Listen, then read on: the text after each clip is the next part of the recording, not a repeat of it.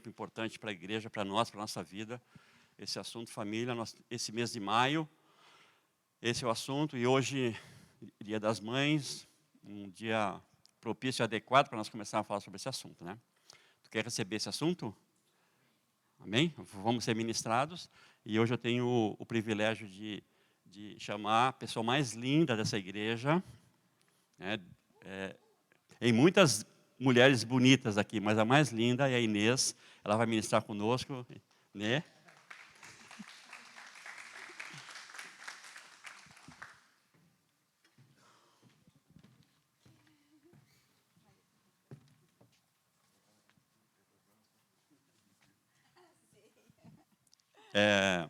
A Inês, quando ela pega o microfone, ela vai, né? Vai. E vai.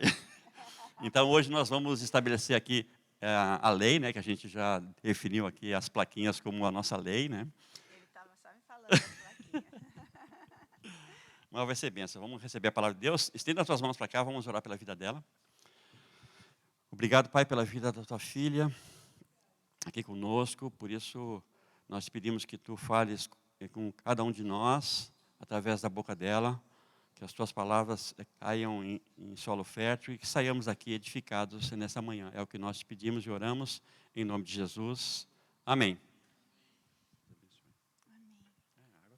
É, água é minha. Bom dia. Pois é, vou ser filmada ainda, né?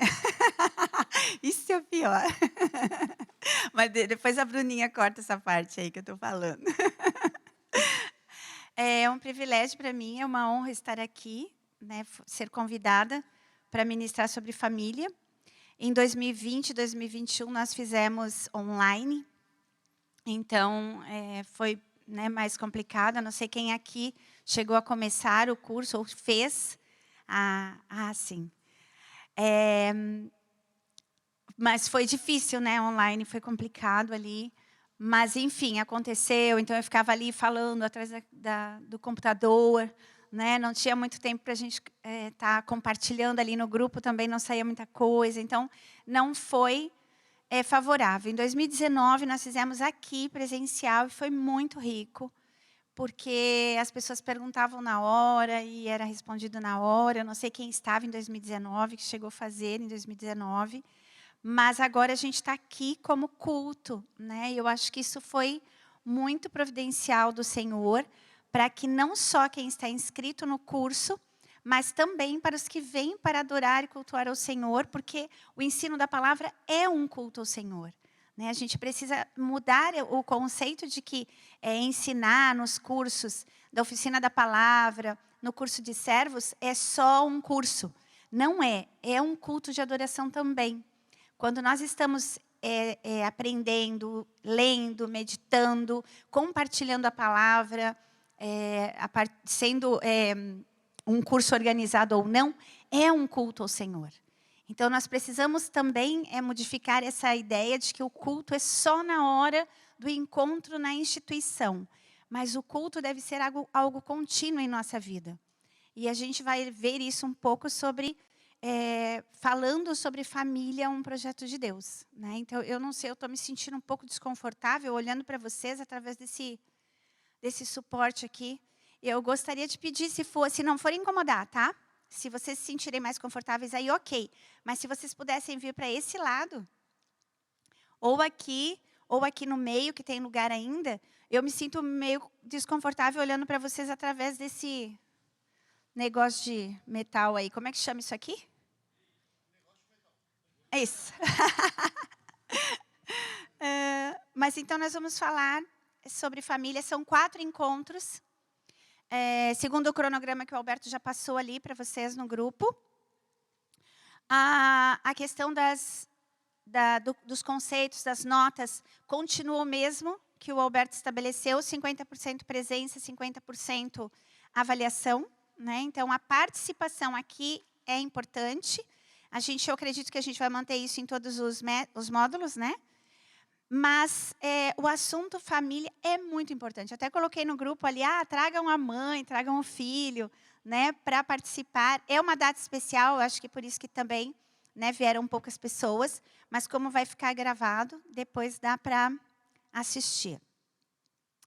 Então, a gente tem começando, né, o nosso módulo, a gente tem antes de qualquer coisa, eu quero me dizer que eu me sinto muito honrada hoje por ser o Dia das Mães e eu, mãe, vó, estar aqui, podendo ministrar a palavra de Deus para a igreja, né? Então, eu me sinto muito honrada por Deus primeiro, e depois pelos meus filhos que estão aqui, meu filho do meio, né, o Jonatas, para quem não conhece, eu tenho 3 filhos, 2 meninas e um menino, e ele é o meu filho do meio, o Jonatas, que me deu 2 netos maravilhosos, que são a extensão da nossa família, são os frutos do Senhor, a bênção do Senhor na nossa vida.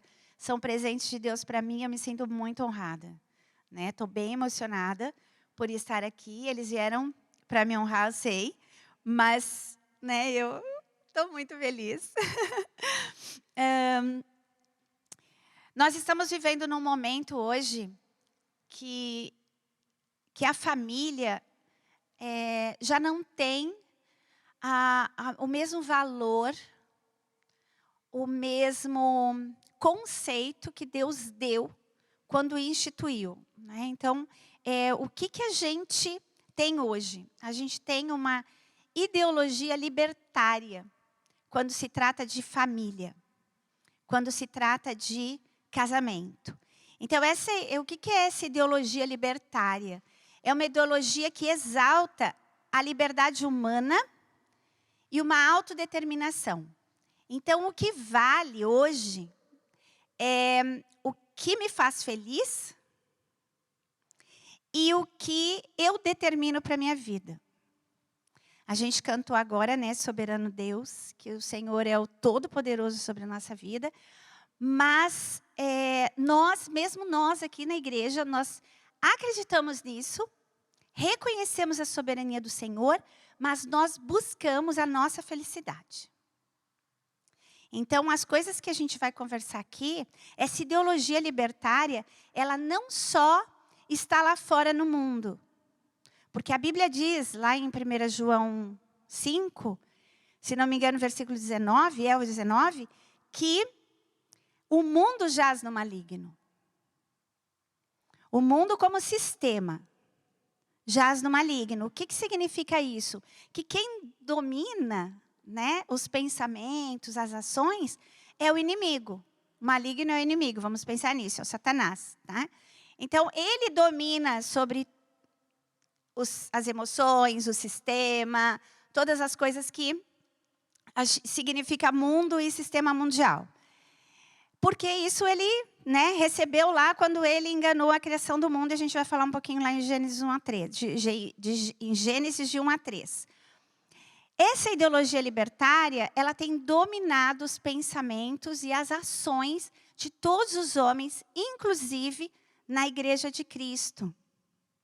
Inclusive dos cristãos, que se importam e se preocupam, ainda dentro da igreja, servindo ao Senhor, em que a sua própria felicidade e o que ela determina para a sua vida é mais importante do que o que Deus preparou para ela e do que o que Deus tem determinado para ela como pessoa, como criação e como família.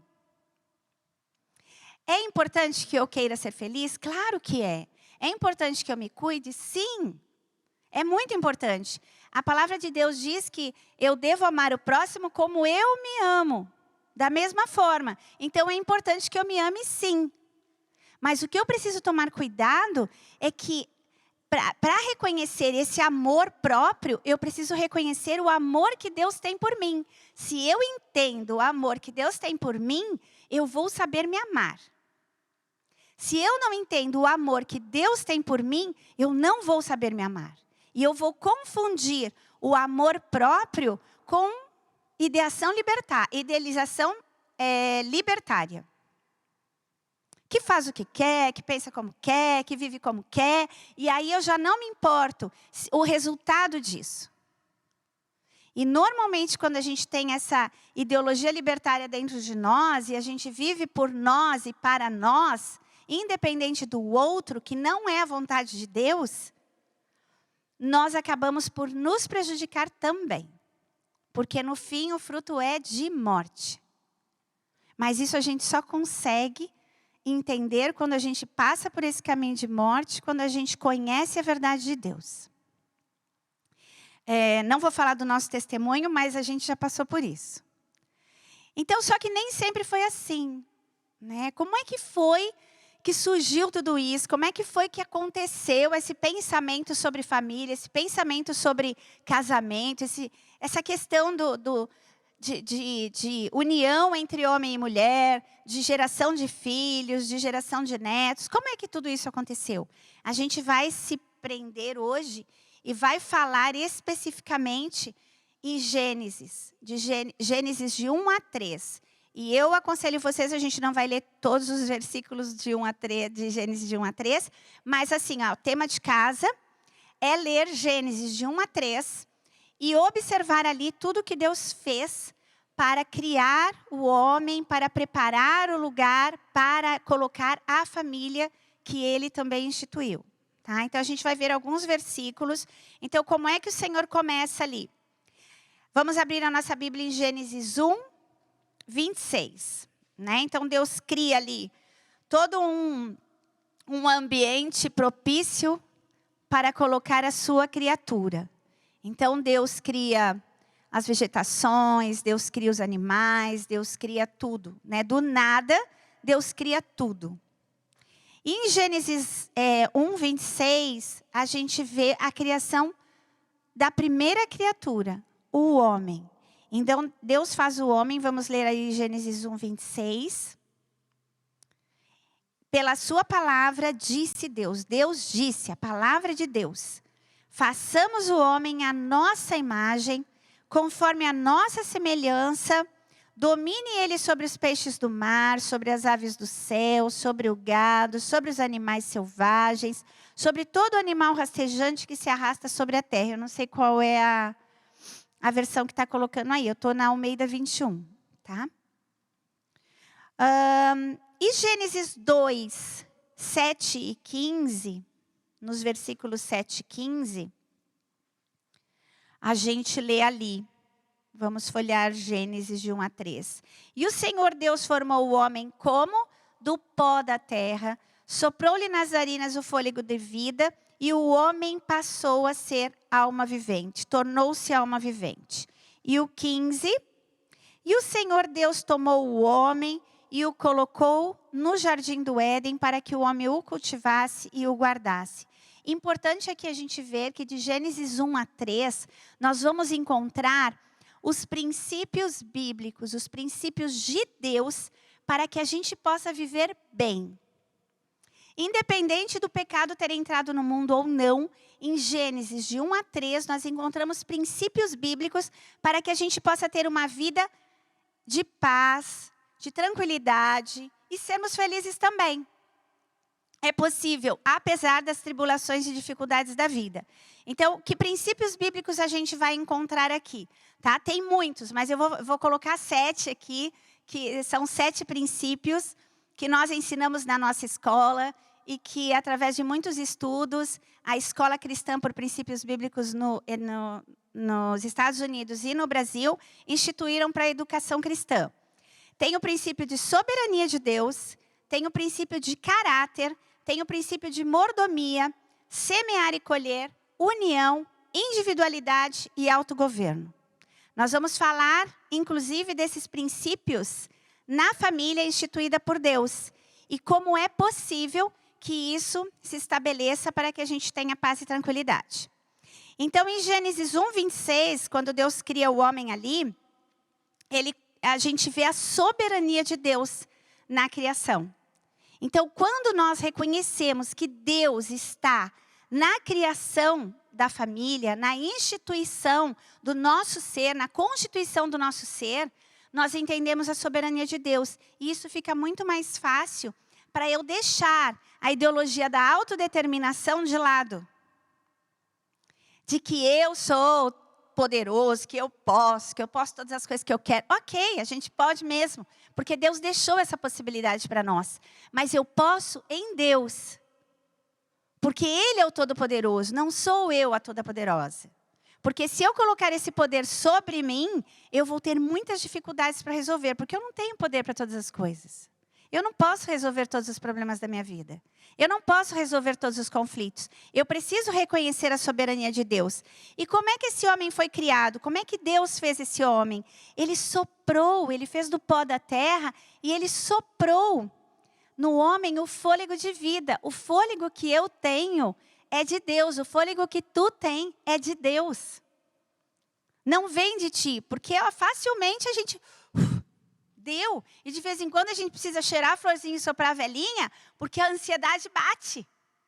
E se a gente não cheirar a florzinha e soprar a velhinha, e a gente não procurar um médico, a gente vai morrer, vai pifar. Para tudo. O coração para, o cérebro dá tilt, e a gente tem que correr para os médicos. Então não depende só de nós. Depende do Todo-Poderoso. Nós somos criaturas dele. O fôlego de vida em nós vem dele. Ele é o autor da vida. Ele dá a vida e ele tira a vida. Então, ele é o Todo-Poderoso. Eu reconheço essa soberania de Deus e eu resolvo muitas coisas na minha vida e na minha família. O Senhor fez o homem à sua imagem. Ele foi criado à imagem de Deus. Que imagem é essa? É física? Não necessariamente. Não sei. Não sei. Mas Deus fez o homem naturalmente parecido com ele, semelhante a ele. Intelecto, emoções, vontades. Nós somos a semelhança de Deus natural nesse sentido. Criativos, à semelhança de Deus. Nós fomos criados moralmente à semelhança de Deus. Que moral era essa? Era uma moral criada lá no princípio, sem pecado. Corrompido com o pecado. Mas o homem foi criado lá, sem pecado. Moralmente semelhante a Deus. Hoje a gente tem, né? Na verdade, a semelhança nossa hoje com Deus é só nos desejos, vontades e intelecto. Todo o amor de Deus foi colocado nessa obra. Depois, lá em Gênesis 2, vamos para lá. Deus cria a mulher. Em Gênesis 2, 18, 21 e 25.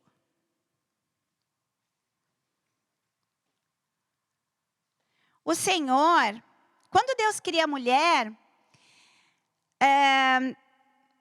a impressão que se tem, o que se fala muito, é que o homem se sentiu só, né? Coitado, o homem estava sozinho. Mas não foi o homem que se sentiu só. Se ele se sentiu, isso não está relatado aqui. O que está na palavra, e nós vamos na literalidade dela, é que Deus viu que o homem estava só.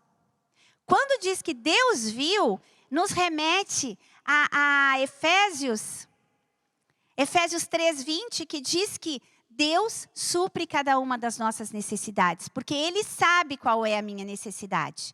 O Senhor sabia qual era a necessidade do homem, que ele não poderia ser sozinho. Então, o propósito principal de Deus, quando Ele cria a família, quando Ele cria o homem, quando Ele cria a mulher, é relacionamento. Deus queria que o homem se relacionasse com Ele, cria o homem para se relacionar com Ele.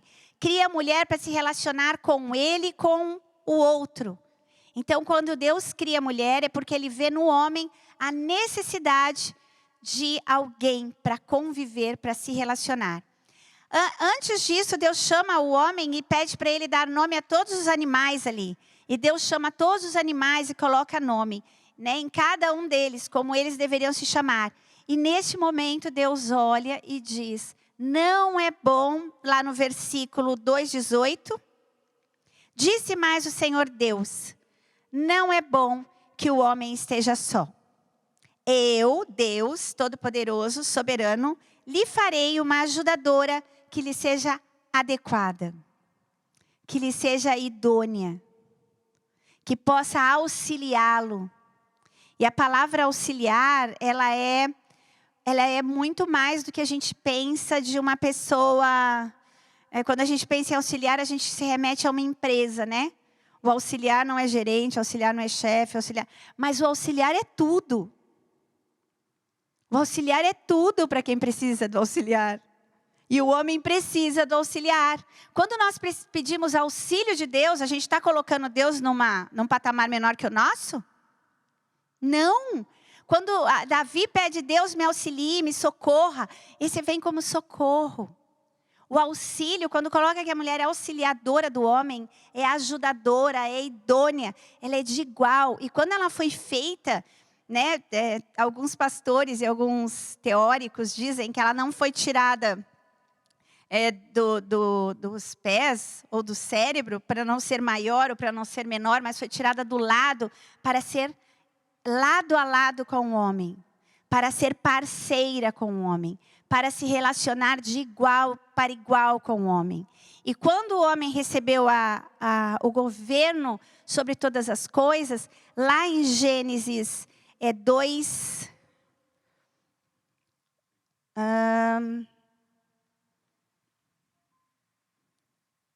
formou da terra, disse mais o Senhor. Daqui a pouco a gente chega lá, tá? Não vou pular etapa. Eu quero falar sobre a criação da mulher. Quando Deus viu que o homem estava sozinho, Ele criou a mulher, fez cair o homem em pesado sono. Quando Ele fez cair o homem em pesado sono, o que Ele nos ensina ali? Que nós precisamos descansar no Senhor para alcançar o que nós necessitamos. Deus não nos dá mais do que nós precisamos. Às vezes a gente fica clamando, clamando, clamando e a gente não recebe aquilo que a gente está pedindo. Talvez porque a gente queira aquilo para gastar nos nossos deleites, nos nossos desejos e deleites dos nossos prazeres. Mas não é isso. O Senhor vai dar a cada um de acordo com a sua necessidade. E o Senhor nos faz descansar para recebermos. Enquanto a gente não descansar nele, como ele fez com Adão, a gente não pode receber o melhor de Deus. Então, o ideal é que nós descansemos no Senhor. Tu está descansando no Senhor para receber aquilo que você precisa, na sua casa, no seu casamento, na sua vida, como mãe, como mulher, como marido, como pai, como esposo, como solteiro, esperando no Senhor, descansa o seu coração. E aí Deus pega esse homem e essa mulher que Ele criou, que Ele fez, e coloca esses dois num lar perfeito. Num lar perfeito. Nesse lar não tinha conflito, não tinha dor, não tinha problemas. A gente vê vamos ler alguma coisa ali em Gênesis 1, 29.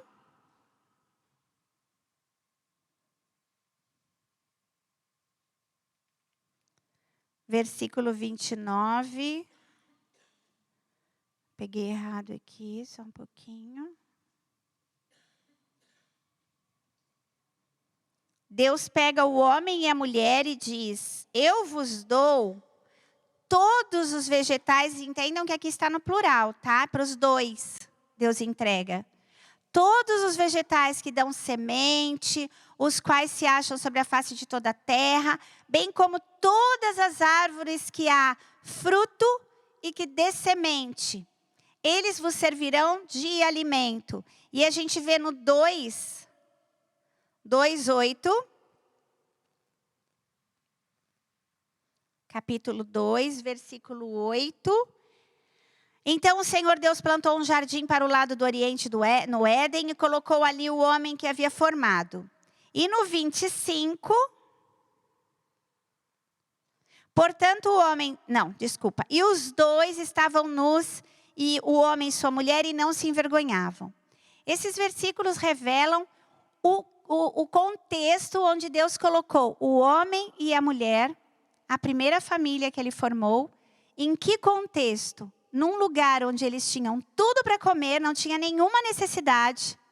Eles não passavam fome, eles não passavam necessidade alguma.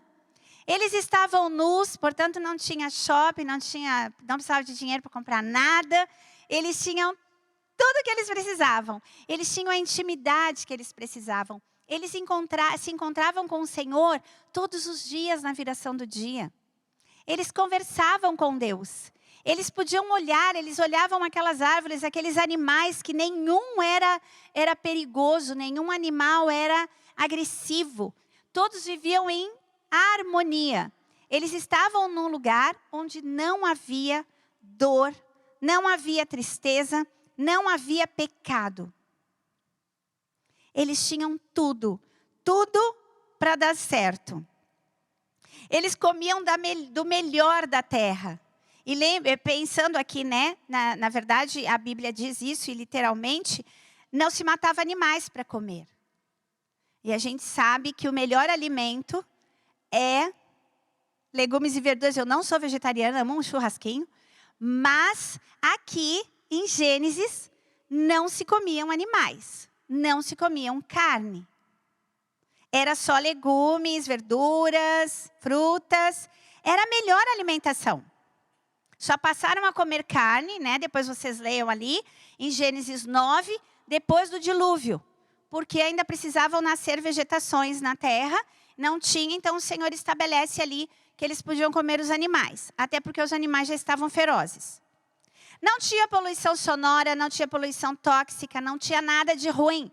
Era tudo bom, não tinha celular, não tinha rede social, eram eles e Deus, era tudo de bom. Diálogo, conversa, passeio pelo jardim, praças que não faltavam, paz e amor, intimidade com Deus.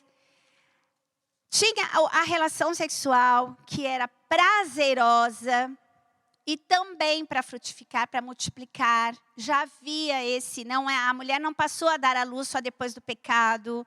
Já era uma ordenação do Senhor, já estava no propósito de Deus que o homem se multiplicasse, que nascessem filhos e filhas, que que as pessoas pudessem se relacionar harmoniosamente. Esse é o propósito principal e primeiro de Deus. Principal como primeiro, como princípio.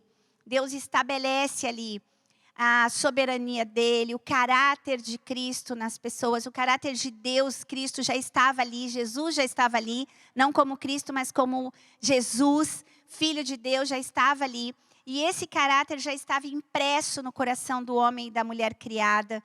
E eles tinham a mordomia de Deus estabelecida ali, porque eles eram os cuidadores desse jardim, que não nasciam cardos e abrolhos, não nasciam espinhos, não tinha nada de ruim para cuidar na terra. Eles só tinham que cuidar, tratar, observar, que cuidar no sentido de serem mordomos de Deus, cuidar da criação do Senhor. Esses princípios estavam ali com eles, eram dados por Deus. Eles iam ali na viração do dia para receber isso de Deus. Eles governavam com Deus a criação. Isso também foi um princípio de Deus. Vocês vão governar comigo. Vocês vão cuidar dos animais, vão cuidar. O Senhor entregou o governo de uma forma tão maravilhosa e tão confiante ao homem, que Ele pediu para que o homem colocasse nome nos animais. Então, isso é muito rico e é muito maravilhoso de se saber que Deus confiou ao homem o nome da sua criação. O nome que tu chamar, Adão, será. Mas só que o Senhor, ali a gente vê que em Gênesis 2, assim como um pai cuidadoso cuida dos seus filhos, ele estabelece limites. Porque Satanás, o anjo que era de luz, já havia caído ali. Então o Senhor sabia que o homem corria perigo. Mas Ele não fala de Satanás para o homem. Ele fala do limite. Homem e mulher. Ali em Gênesis 2,16. A gente já está ali no 2. Vamos no 16 e 17. No 15, né? Vamos começar do 15 ali. O Senhor tomou o homem e o colocou no jardim do Éden para que o homem o cultivasse e o guardasse. Princípio de mordomia. Mas aí Deus diz. Então o Senhor ordenou ao homem. Podes comer livremente de qualquer árvore do jardim. Mas não comerás da árvore do conhecimento do bem e do mal, ou da ciência do bem e do mal. Porque no dia em que dela comeres, no dia que comer deste fruto, com certeza morrereis. Não sei se era maçã, tá? Tem ali as fotinhos da maçã. Não sei se era maçã, se era manga, se era abacaxi, não sei. Mas era um fruto de uma árvore que não deveria ser mexido, não deveria ser comida aquela árvore. Aquele fruto. Era um fruto especial. Tinham 2 árvores especiais. A árvore da vida e a árvore do conhecimento do bem e do mal no jardim. E Deus disse, limitou os 2, somente a árvore do conhecimento do bem e do mal. A árvore da vida eles poderiam comer. Aliás, eles foram criados eternos. E o que Deus disse para eles? Se comerem, no dia, ele não disse se comerem. Ele disse que no dia, Deus já prevê ali, né?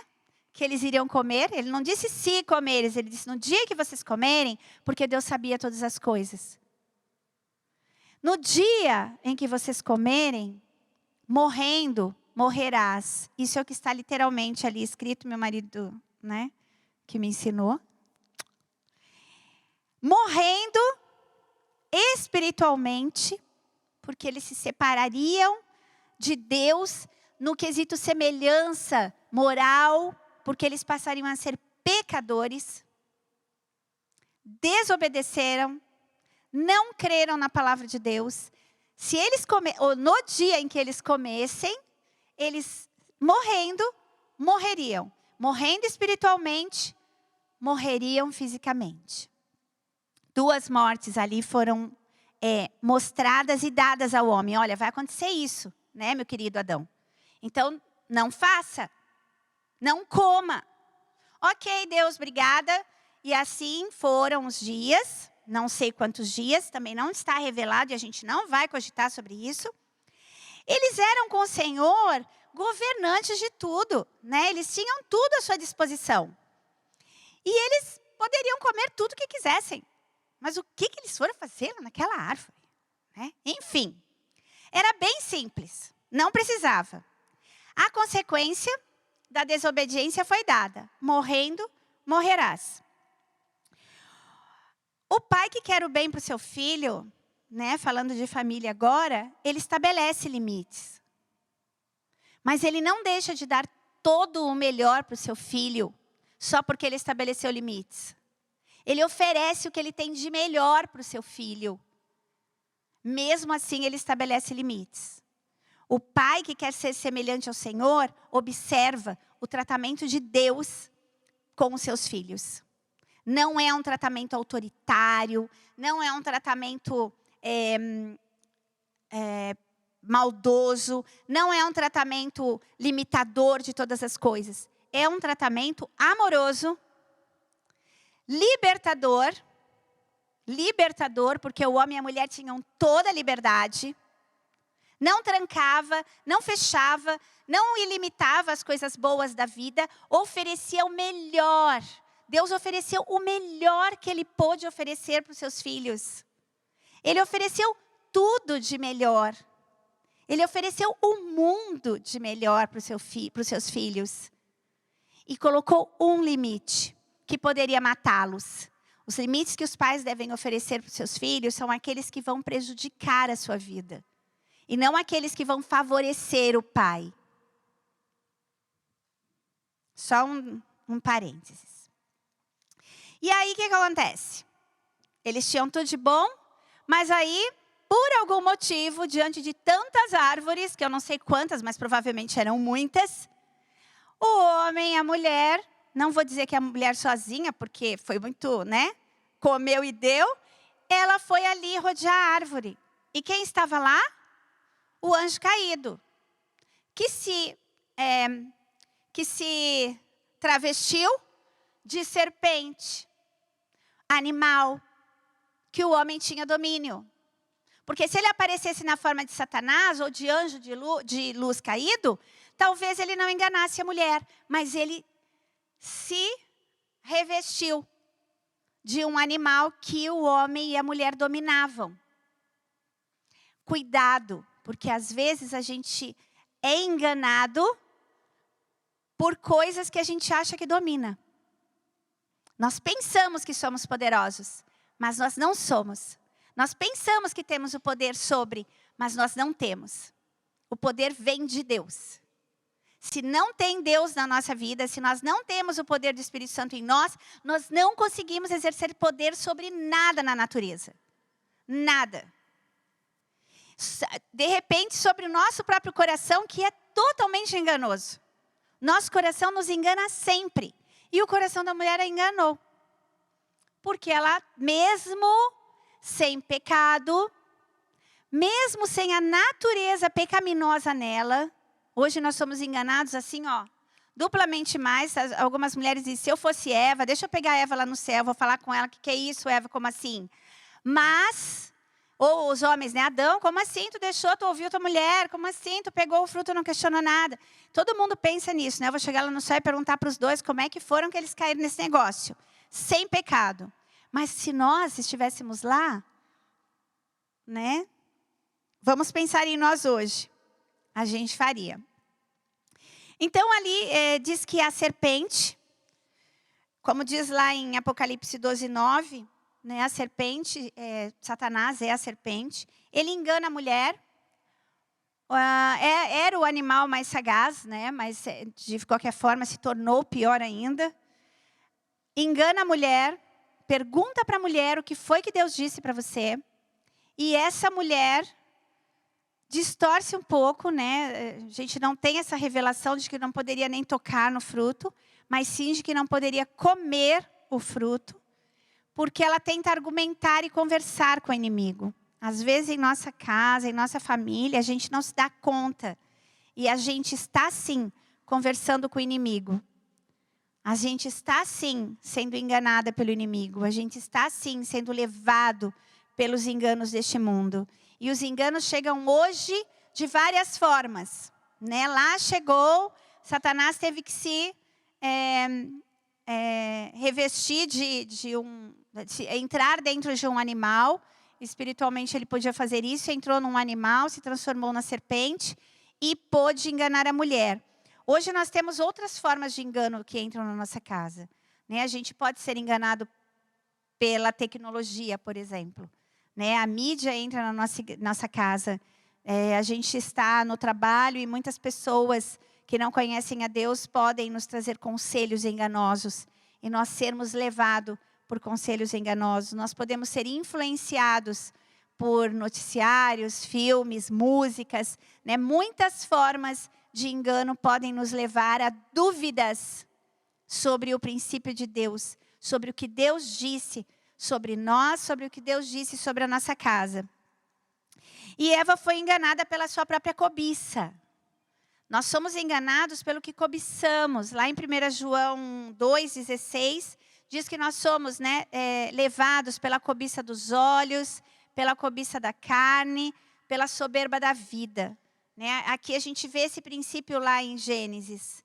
Eva olhou, cobiçou com os seus olhos. E quando Deus diz quando Deus constrói ele, ali em Gênesis, quando Deus cria ali a natureza, diz que ele criou árvores que eram lindas à vista, né? Então eram lindas aos olhos, tudo era muito bonito para se ver.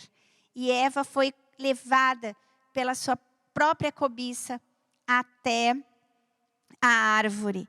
Então, nós temos a soberba da vida, é aquela sensação e aquela certeza da autodeterminação. Né? Eu sei o que eu faço. Eu sei o que eu devo fazer. Eu consigo discernir entre o bem e o mal. Eva não conseguiu discernir entre o bem e o mal. E ela comeu. E não só comeu, como ela deu ao seu marido. Aí a gente vê em Gênesis 3, a queda do homem, né? A gente não vai ler todo o capítulo, mas a gente vê a queda do homem e da mulher. Ali em Gênesis 3, a gente vai ler o 6 e o 7. Então, vendo a mulher que a árvore era boa para dela comer, agradável aos olhos e desejável para dar entendimento, soberba da vida, entendimento, eu quero entender tudo, eu quero saber todas as coisas, eu posso saber. E aí desenvolve um orgulho de sabedoria e de conhecimento. Tomou do seu fruto, comeu e deu dele ao seu marido, que também comeu. Em 1 Timóteo 2,14, a gente lê ali que o homem não foi enganado, e sim a mulher. O homem não foi enganado, e sim a mulher. Quem é que recebeu primeiro a orientação sobre não comer do fruto? Foi o homem. O homem passou essa informação à mulher. E ela foi enganada. O homem não foi enganado. O homem foi levado. Porque quando a mulher ofereceu o fruto, ele pegou e comeu o fruto. A palavra também não diz que o homem não sabia que aquele fruto era o da árvore da vida, da árvore do conhecimento do bem e do mal. Porque ele sabia que era. Então a mulher não deu o fruto e falou, come esse fruto aí para você ver como é gostoso. Não, ele sabia, porque Deus mostrou para ele. Ele comeu com conhecimento de causa. E aí os dois, né? É importante assim a gente ressaltar aqui já a inversão de valores. Então, no versículo 7. Então os olhos dos dois foram abertos e ficaram sabendo que estavam nus. Eles saíram do estado de inconsciência, de não conhecimento do pecado. A gente diz que a criança ela não tem consciência do pecado ainda quando ela é pequenininha, quando ela está ali na primeira infância, né? Ela não tem consciência do pecado, ela é inconsciente sobre o pecado. Ela não conhece, embora ela tenha a semente, porque a partir de Adão a semente passou a todas as pessoas, né, a semente do pecado, ela não tem consciência do certo e do errado. Assim era Adão e Eva, não tinham consciência do bem e do mal.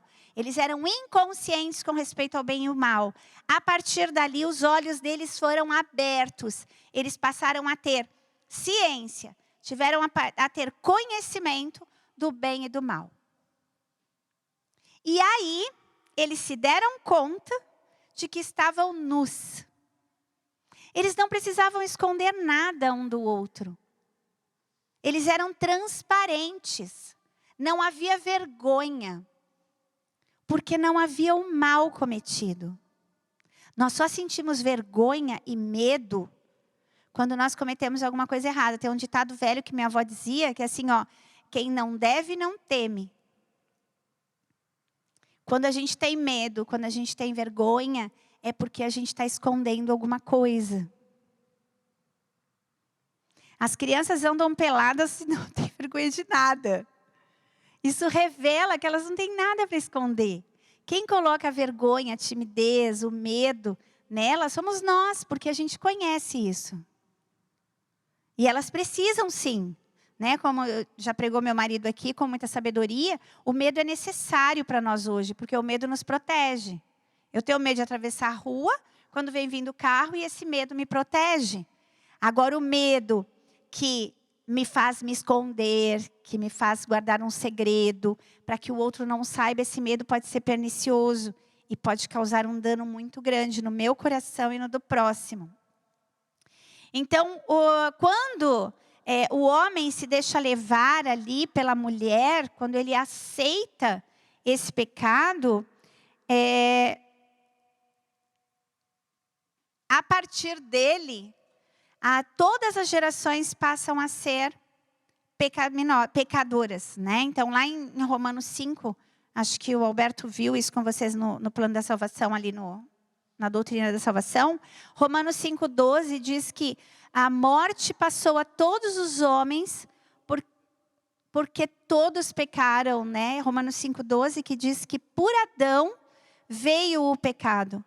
Né? Então, o primeiro homem que pecou, passou a semente do pecado para todos nós. Então, a partir daí, todos nós somos pecadores. Né? Inversão de papéis, porque a Eva e o homem não acreditaram em Deus, preferiram acreditar no inimigo.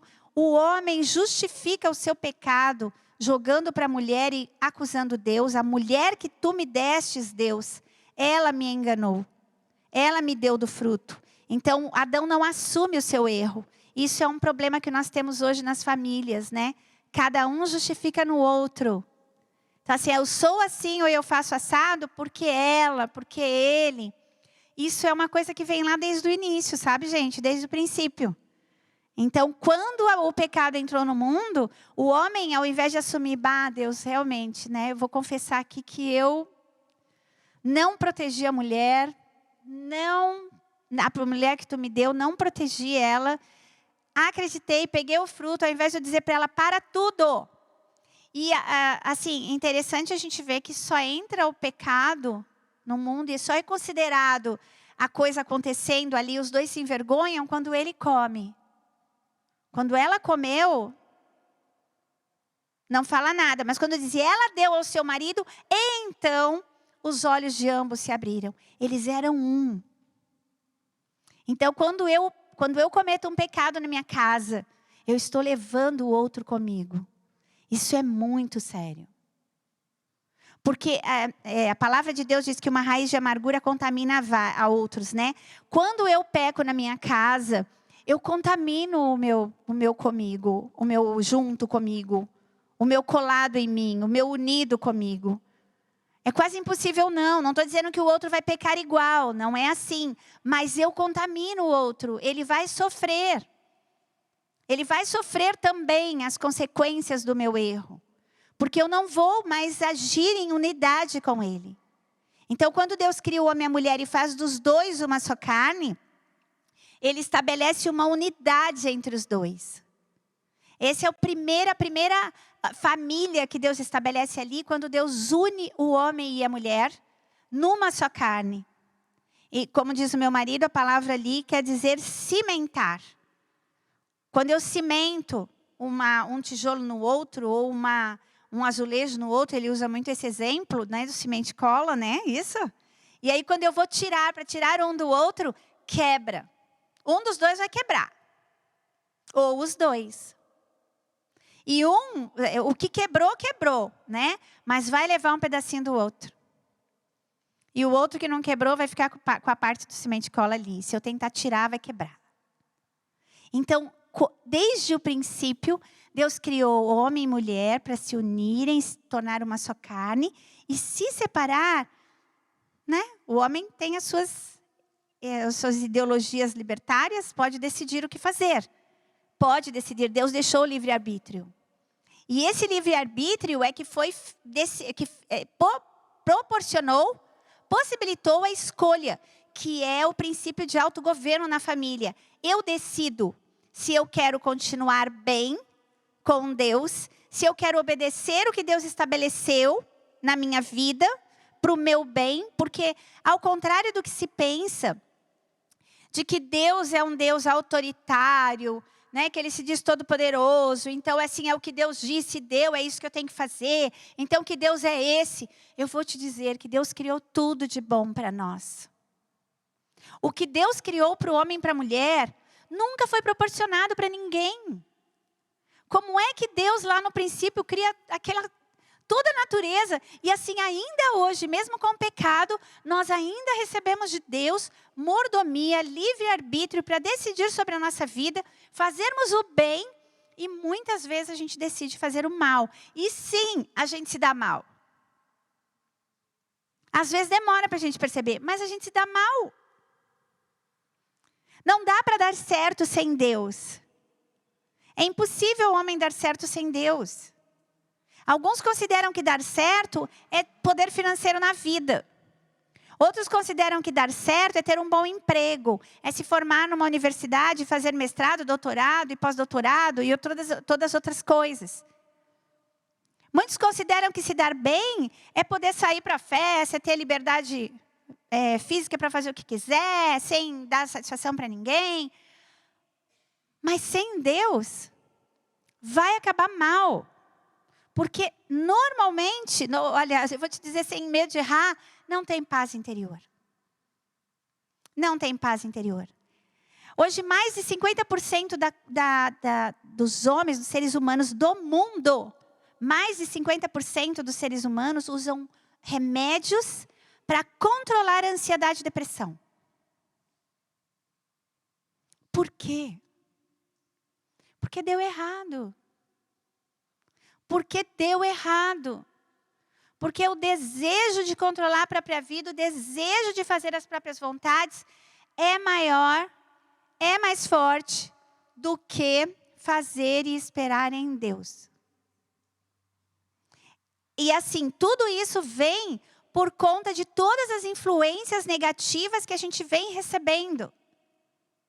Por conta de todas as teorias libertárias, as ideologias que estão sendo inseridas na nossa mente, no nosso coração, no dia a dia, e a gente não se dá conta que isso vem contra a nossa família, contra a nossa criação, contra tudo que Deus estabeleceu para nós desde o princípio. Leiam Gênesis de 1 a 3, e vocês vão se dar conta de que tudo que Deus criou foi muito bom.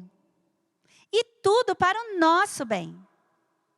E que a partir da decisão, da nossa decisão, é que as coisas começaram a dar errado. Então, antes de eu decidir qualquer coisa na minha casa, na minha vida, eu preciso perguntar para Deus, é isso, Deus? Tá certo? Se a Eva tivesse voltado e falasse, só um pouquinho, Satanás. Ô marido, vamos chamar Deus ali? Vamos chamar o Senhor. E às vezes a gente combina as coisas entre nós, marido e mulher, na nossa casa, e a gente não se dá conta de que a gente esqueceu de chamar o Senhor. Nós não perguntamos para Deus. Mas a gente fez concórdia nisso. Não diz que a gente tem que ter concordância no casamento? Sim, a gente tem que ter unanimidade no casamento. A gente prega isso para os casais no ministério. Mas quem é o cabeça? Se Deus não é o cabeça da nossa casa, se Deus fosse considerado ali, a inversão de papéis foi essa, Deus não foi tomado como cabeça daquela relação. A relação estava comprometida porque houve inversões de papéis. Não foi chamado o Senhor para a relação. A mulher fez sem chamar o homem comeu e não estava nem aí para a proteção da mulher, e nem dele mesmo. Quando Deus apareceu ali para perguntar o que aconteceu, e Deus vem para dar a oportunidade do casal confessar o seu erro. Deus vem para dar a oportunidade ao homem e à mulher. Deus ainda vem, ele sabia onde eles estavam, eles sabiam o que eles tinham feito. Mas ele vem e fala, homem, mulher, o que vocês fizeram? Por que vocês estão escondidos? Onde é que vocês estão? E um joga para o outro, a mulher joga para Satanás, o homem joga para a mulher, joga para Deus. E aí ficou essa confusão, e fim, acabou, meu marido dizendo aqui. E ambos se separam de Deus, perdem o lar perfeito, respondem pela rebeldia, mas Deus ainda, pela sua infinita misericórdia, no final do capítulo 3, a gente vai ver ali, que ele cobre o homem e a mulher. O primeiro sacrifício de sangue e de animal que acontece é em Gênesis, feito pelo próprio Deus. Eles sacrificam um animal para tirar a pele do animal, porque não ia dar para ser diferente, tirar a pele do bicho vivo. Deus não faria isso. Naquele derramamento de sangue, ele cobre a mulher e o homem. Ele faz roupas para esse casal, de peles de animais, porque eles estavam cobertos de folhas. E Deus faz a cobertura perfeita. Então, não importa como a gente esteja hoje. Não importa o que a gente fez da nossa casa ou o que a gente está fazendo dela. O Senhor vai estar sempre nos buscando, sempre pronto para ouvir a nossa voz, para esperar a nossa confissão. E mesmo quando a gente ainda justifica de todas as formas, Ele vem e nos cobre com todo o seu amor. Então, esperem no Senhor na sua casa. E o propósito de Deus para a família e para a humanidade é relacionamento. Relacionamento. Primeiro com Ele e depois um com o outro. Amém? Que o Senhor nos abençoe. Na próxima aula nós vamos falar de aliança.